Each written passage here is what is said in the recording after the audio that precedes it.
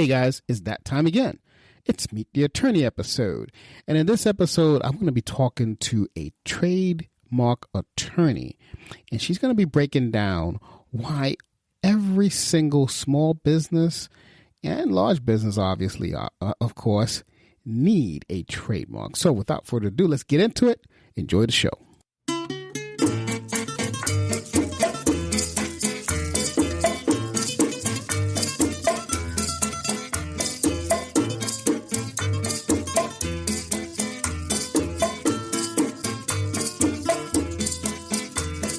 Hello and welcome to Marketing Solutions for Local Law Firms, the podcast that provides you with all the latest digital marketing tools, tips, and strategies you will need to implement in order to stay ahead of your competition.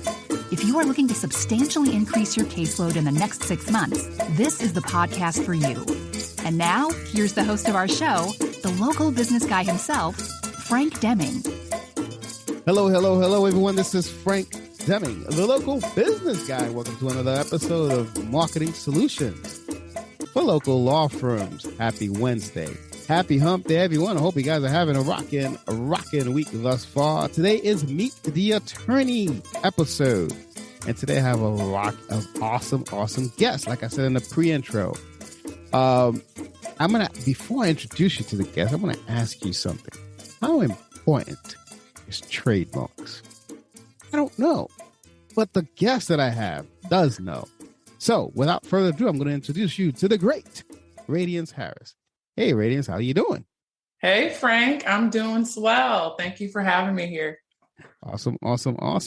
I've already said a few things about you in the pre-intro, but in your own words, who are you and what do you do? Sure. So I'm Radiance Harris. I am the founder and managing attorney of Radiance IP Law, and I help emerging businesses protect, monetize, and grow profitable brands with trademarks.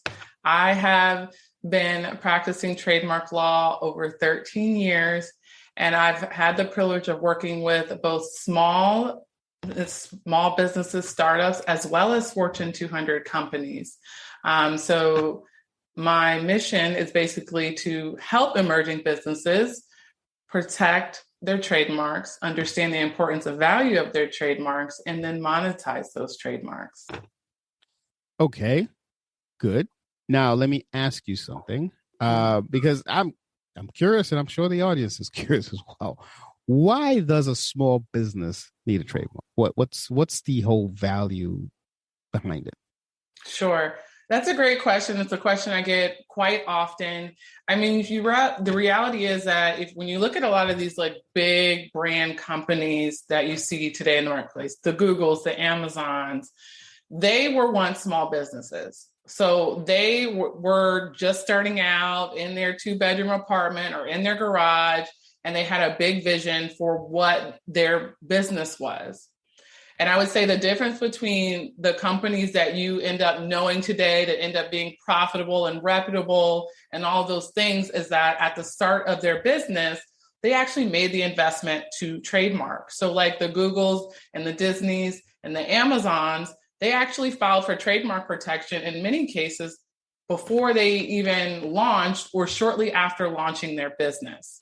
So at the beginning, they really saw the big vision for themselves and made the investment. And so for small businesses who are just starting out, who have those big, audacious goals for themselves, it's important to do that groundwork now. So do it now so that you are able to grow with that peace of mind. You know that you have the legal backing and protection now, because the reality is that small businesses cannot afford not to protect their trademarks. They can't afford to get into litigation and legal disputes. A lot of them don't have the budget to do that.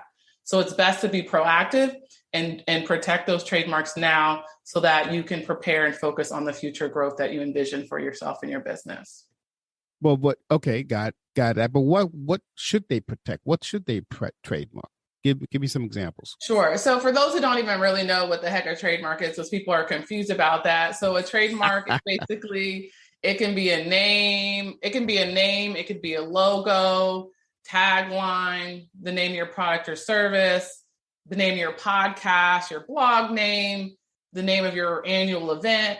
So anything that serves as a source identifier for your products and services. So what that essentially means, when people see, there are hundreds of thousands of people who are doing exactly what you're doing. So what a trademark does is it allows your prospective clients and customers to distinguish your products and services from theirs. So as a business owner, you want your business name, your logo, your taglines, you want it to stand out from everyone else, so that when someone is trying to look for your services, they do a quick Google search, you want to be the only business name that pops up. You don't want them having to go through 20 different names of, wait a minute, these all businesses all have the same name. So it's kind of hard to figure out which one I want to give my money to. So that's the whole role of a trademark. And so that is something that businesses should consider doing. In many instances, businesses have more than one trademarks. So wait a minute. Wait. You said something that caught my attention. So if you have, 10 companies named, XYZ company, right? Mm-hmm. And one of those companies is trademark. Are you saying that on a Google search, only the one that's trademark is going to come up? Is that what you're saying? Well, no. So what I'm saying is that, ideally, yeah. So like if you start a business and your name, you come up with something distinctive and you trademark early. So meaning I just launched my business, I trademark it early before there are a bunch of other people in the marketplace with that name. Yes, that would happen. So like with my firm, for example, Radiance IP Law, if you Google Radiance IP Law, I'm going to be the only one to pop up. You're not going to find a Radiant law firm. You're not going to find anything like that, because I chose a name that's distinctive and I pursued a trademark for it early. Now, on the flip side, there are often clients or businesses that come to me after they've been in business 10 years using a certain name. And now when you go and Google, there are like 10 different people with that name, or using in the marketplace in the same industry. So what I'm saying is that when the earlier you pursue a trademark, the more you are preventing other people from coming into the marketplace with your name, so that when someone does a Google search, you're the only name that pops up. The longer you wait, now you're allowing other people to infiltrate the market with your name without any legal recourse for stopping them from doing so. Got it. Yeah, that's a distinction. Okay, gotcha. Yeah. I understand now. Glad I could clarify. Now, another thing you said there earlier was you said that that you could also, that you should trademark more than one thing. So let's expand on that. Like what are the other things other than logo and name and all that stuff? What's some of the examples? So I would say most common, like most businesses, like protect your business name, like the brand, meaning the brand that you're using, the doing business as name that you're using in the marketplace in your marketing. Like that's a really important name to protect. A lot of instances, companies will protect their logos if it's something distinctive. Also, if there are taglines that are really important or unique to you, you can trademark that as well. The names of your products and services. So I tend to work with a lot of service-based businesses. And so they tend to have different programs or different services, or maybe they have different training programs. The name of those training programs can be trademarked. You can also trademark a book series. So if you are writing books in connection with what you're doing and you have a series, you can that's something you can protect. The name of your podcast. So the name of this podcast is something that could be protected as a trademark. So there are a number of things, and it just kind of depends on the business. There's some businesses where they might have like one or two trademarks, but there's others where they're constantly creating different content and programming, which would require multiple trademarks. So it kind of just depends. There really is no standard, like you need to trademark X amount of number. It's just dependent upon your prospective business and goals. Okay. Now, help me understand the differences on a couple of things, because I get confused between a trademark and an intellectual property, or are they one and the same? We'll be back after a quick break.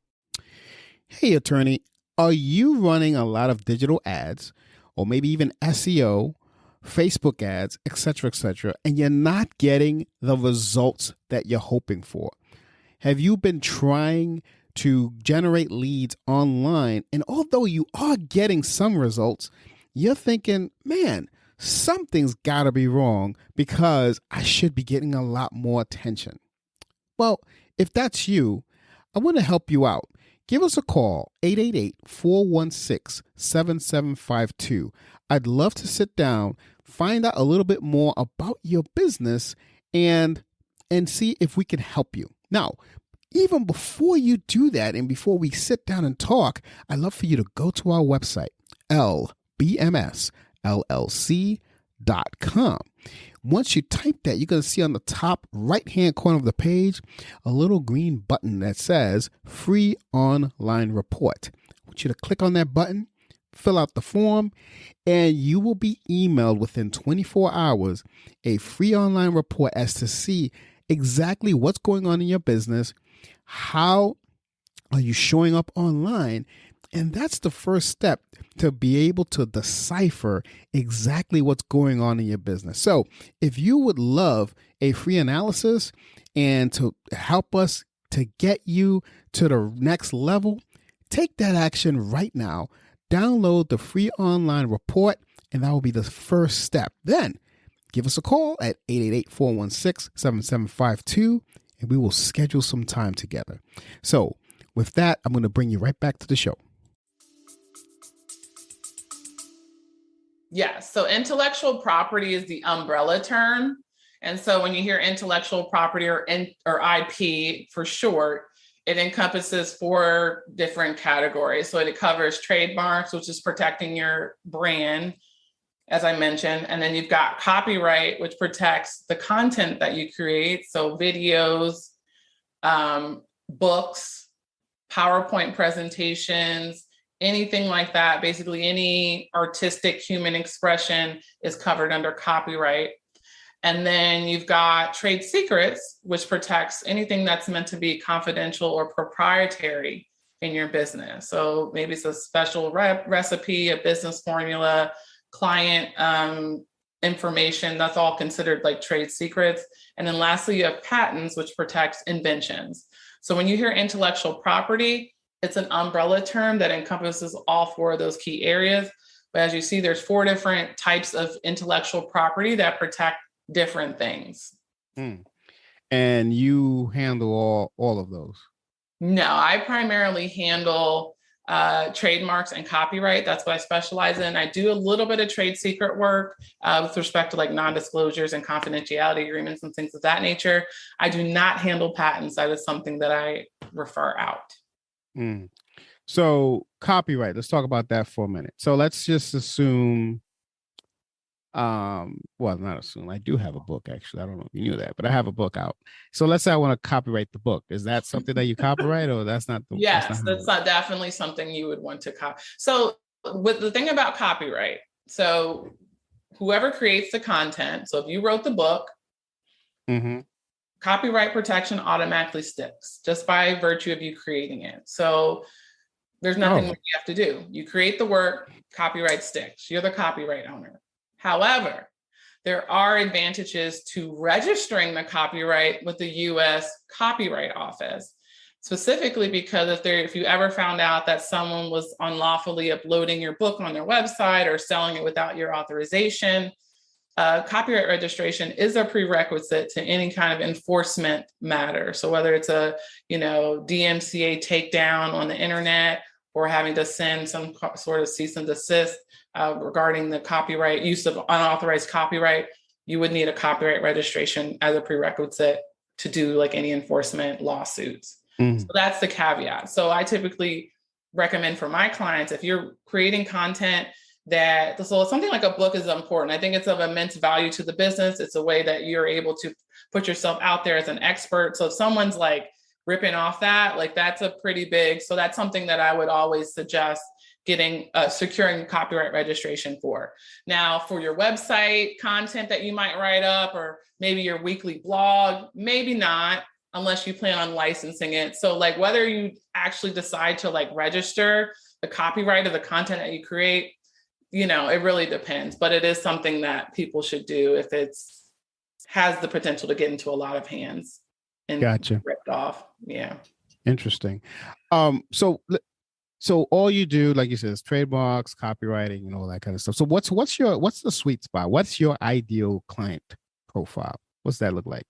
My ideal client profile tends to be, I would say, multiple 6-figure, 7-figure, 8-figure businesses, service-based providers. So I tend to work with a lot of like consultants and coaches, consulting companies and coaching companies, technology, healthcare.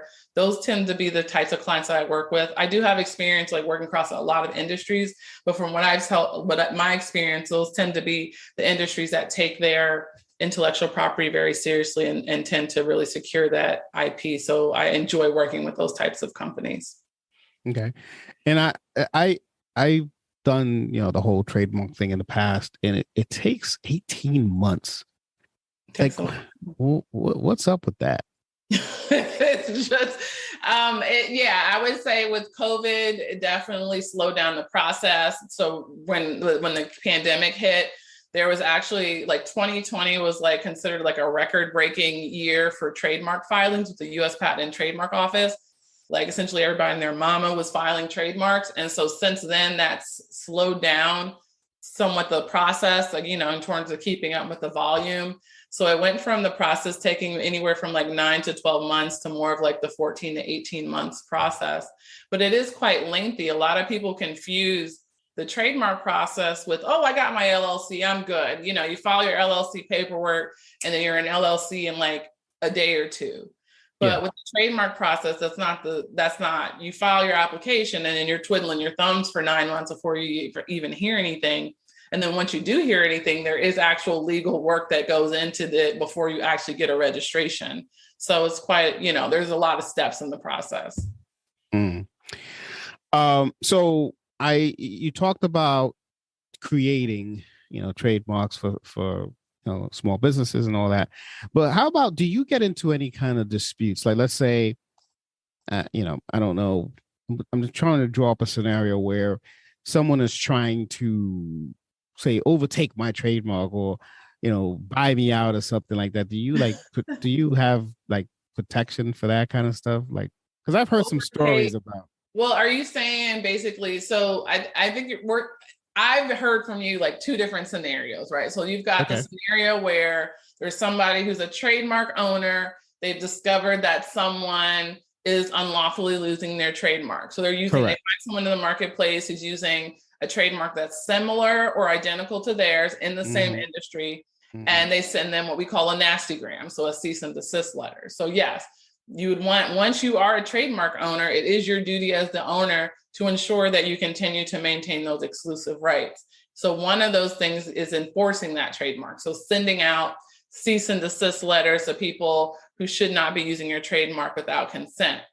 Now, on the other hand, there are opportunities sometimes where you can leverage or monetize those opportunities where you are as a trademark owner, where you can create some kind of licensing deal. So if you find someone in the marketplace who is using it, they're not, using it with your consent, but they're using it in a way that would be monetarily beneficial to you, there are opportunities to leverage some kind of licensing deal with them where you're not, or even assign. So there's 2 ways of going about it: getting them to assign the rights to them, getting them either to stop use altogether, assign the trademark rights to you, or license. And what license essentially means is that you're maintaining the trademark rights, you're licensing your trademark rights, you're allowing them to lease the rights to use your mark for a fee.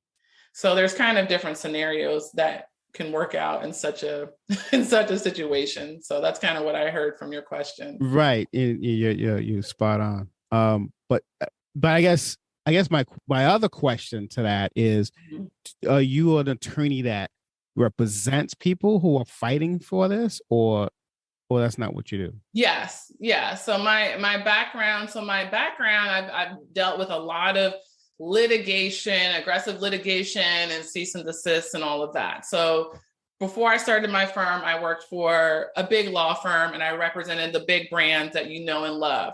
And so a big part of my job was protecting and enforcing those big brands. So my background is litigation and enforcement.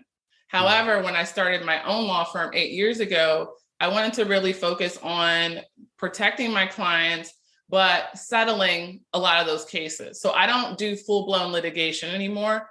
My focus is on really helping the clients, one, like protect themselves, but then also settle it before it escalates to litigation. Because the truth is, a lot of small businesses can't afford litigation. It's crazy how much it is. And so I will handle those kind of things, the negotiation, the settlement, up until it escalates to litigation. My goal is to not get it to escalate to that. But if it does, then I refer that sucker out. Got it. Or I end up doing a co-counsel relationship with an attorney who it handles litigation, and I just kind of function on a consulting strategy level, but I don't actually handle like the full-blown litigation anymore. Makes sense. So if I were to need something like that, if I see someone's using my brand, using all that kind of stuff, I could just reach out to you, right? Absolutely. All things trademarks, any and all brand related matters, reach out to me. or anyone listening to this. Exactly. So what's the website, Radisson? So my website is radianceIPlaw.com. Awesome. Radiance IP Law, iplaw.com. I will put that in the show notes for everyone to check out. I will also put in your LinkedIn. If anyone wants to connect with you on LinkedIn, you and I are connected on LinkedIn, but yes. That way, who knows? Maybe you can help some other people out here as well. Before I let you go though, is there anything I did not ask you that you think would benefit the audience? I think you asked a lot of great questions. I would say one question that you didn't ask me that I often get a lot is, why should I hire an attorney versus DIY or LegalZoom? By the way, there's a reason why I didn't ask that question, but go ahead. Oh, I'm sure there is, but I would just say that the benefit to hiring a specialist, particularly a trademark. So if you want help with a trademark matter, it's important to hire a trademark attorney. So not a jack of all trades business attorney who dibbles and dabbles a bunch of stuff. You want to work with a specialist, because there are certain nuances in trademark law that, the average layperson would not know. And I would also say that any kind of legal matter, really, whether it's trademarks or anything related, there's a higher risk level. So if you get into legal trouble, that has a major impact on your business versus, DIYing your website or something. There's lower risk with that. So you definitely, when you're thinking about the legal matters in your business or suing trademarks, it's important to really take advantage of a specialist like myself. Not only are we specialized in this area, but we will increase your chances significantly of securing a trademark. I know my firm, we have a 99% success rate with our clients in getting the trademarks. So I would just say, hire the specialist to handle your trademarks. Don't do the jack of all trades. Don't do the LegalZooms, and definitely don't try to figure it out on your own. Makes a lot of sense. It's kind of like if you've got issues with your gut, you're gonna go to a gastroenterologist. You're not gonna correct.